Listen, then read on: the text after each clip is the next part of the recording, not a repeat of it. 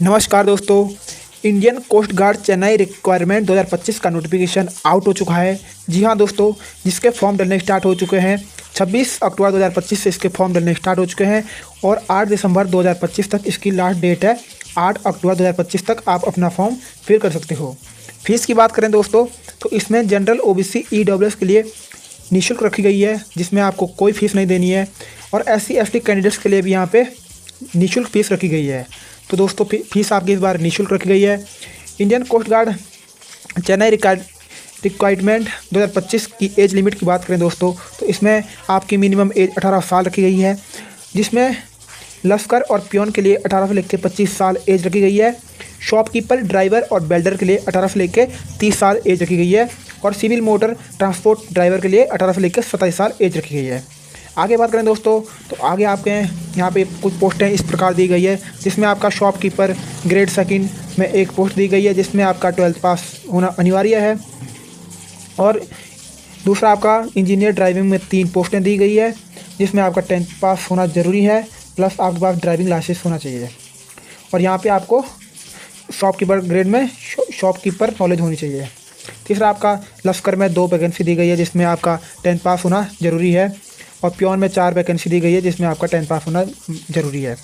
फिर आपका civil motor transport driver में यहाँ पे 3 पोस्टें दी गई है, जिसमें आपका 10th पास होना ज़रूरी है, प्लस आपके पास ड्राइविंग लाइसेंस होना चाहिए। फिर आपका आता है वेल्डर यानी कि सेमी स्किल्ड। इसमें आपका 10th पास होना ज़रूरी है, प्लस आपके पास ITI होनी चाहिए।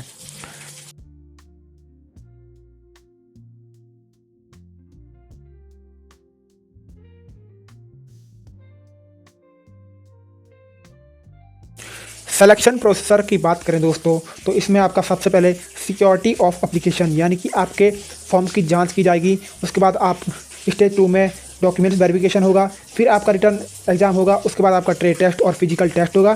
फिर आपका मेडिकल टेस्ट होगा। उसके बाद अगर आप सब में अपना बेस्ट देते हो, आप सारे टेस्ट पार करते हो, सारे स्टेज को पार करते हो, फिर आपका जॉइनिंग लेटर आ जाएगा। आगे बात करें दोस्तों, यह एक ऑफलाइन वैकेंसी है, जिसमें अपना फॉर्म कैसे फिल करना है ये मैं आपको बता दूं।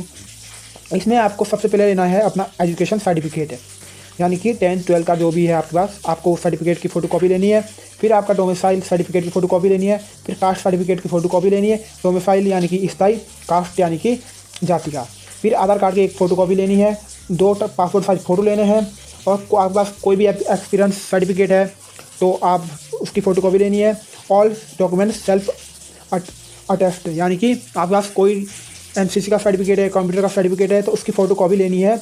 और एक स्टाम्प के अंदर एक 10 रुपये का स्टाम्प पेपर लेना है और इन सब डॉक्यूमेंट्स को उस स्टाम्प पेपर के अंदर बंद कर देना है। उसके बाद आपको इस स्टाम्प पेपर को अपने नज़दीकी पोस्ट ऑफिस से पोस्ट करना है, जिसमें आपको ये एड्रेस डालना है।